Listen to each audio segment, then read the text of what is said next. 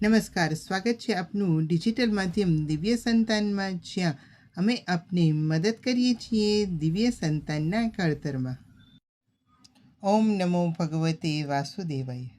30 દિવસની દિવ્ય સંતાન પ્રાપ્તિની અધિક માસ વિશેષ પ્રાર્થના શ્રેણીના બીજા દિવસમાં આપ સૌનું હૃદયપૂર્વક સ્વાગત છે. પ્રથમ દિવસે આપણે પ્રભુ ચરણોમાં સમર્પણનો ભાવ વ્યક્ત કર્યો. આજે સાધનાના બીજા દિવસે આપણે ચેતનાને વધુ શુદ્ધ કરવાનો સંકલ્પ કરીશું. સાત્વિક સંતાનના આગમન માટે માતા પિતાનું અંતઃકરણ પણ પવિત્ર હોવું જરૂરી છે. આજે આપણે ભગવાન પુરુષોત્તમને પ્રાર્થના કરીશું કે આપણા રોજિંદા આહાર, વિચાર અને ઇન્દ્રિયો પર સંયમ આવે, જેથી આવનાર દિવ્ય આત્માને ગર્ભમાં આવતા પહેલાં જ એક ઉચ્ચ આધ્યાત્મિક વાતાવરણ મળી શકે. ચાલો પૂર્ણ શ્રદ્ધા સાથે આજના દિવસની વિશેષ પ્રાર્થનામાં આપણે લીન થઈએ. હે જગન્નાથ, આ પુરુષોત્તમ માસમાં હું જે વ્રત, નિયમો અને સાધના કરું છું તે મારા અંતરાત્માની શુદ્ધિ માટે છે. હું જે અન્ન ગ્રહણ કરું તે પ્રસાદ બની જાય અને જે જળ પીવું તે ચરણામૃત બની જાય. ગર્ભધારણ પૂર્વે મારી જીભ ઉપર માત્ર આપનું નામ હોય, મારા કાનમાં માત્ર આપની કથાઓ હોય અને મારી દ્રષ્ટિમાં માત્ર આપનું સ્વરૂપ હોય. આ સંયમ અને શુદ્ધિ મારા આવનાર બાળકના સંસ્કારોમાં સાત્વિકતાના બીજ રોપે. મને એવી શક્તિ આપો કે આ માસ દરમિયાન હું ક્રોધ, લોભ અને મોહથી મુક્ત રહી શકું, જેથી આવનાર જીવને ગર્ભમાં આવતા પહેલાં જ એક અત્યંત શાંત અને ભક્તિમય વાતાવરણ પ્રાપ્ત થાય.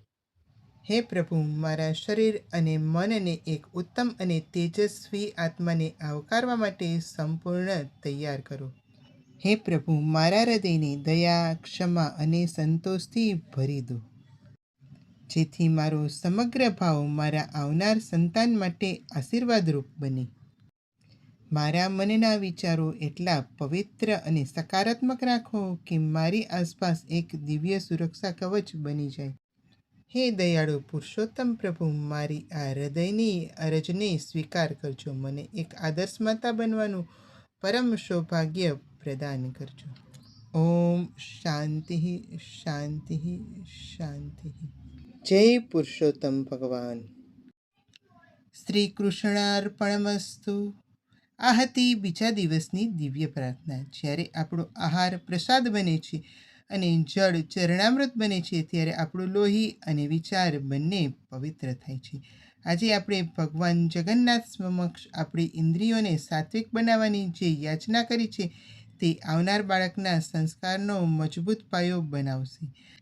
આખો દિવસ આજ ભક્તિભાવ હૃદયમાં જાળવી રાખજો અને ક્રોધ કે મોહથી દૂર રહેવાનો યથાશક્તિ પ્રયત્ન કરજો. પ્રભુ પુરુષોત્તમ આપના આ પવિત્ર સંકલ્પને પૂર્ણ કરવાની શક્તિ આપે તેવી મંગલ કામના. આવતીકાલે ત્રીજા દિવસની વિશેષ પ્રાર્થના સાથે ફરી મળીશું. જય જગન્નાથ, જય પુરુષોત્તમ, જય શ્રી કૃષ્ણ.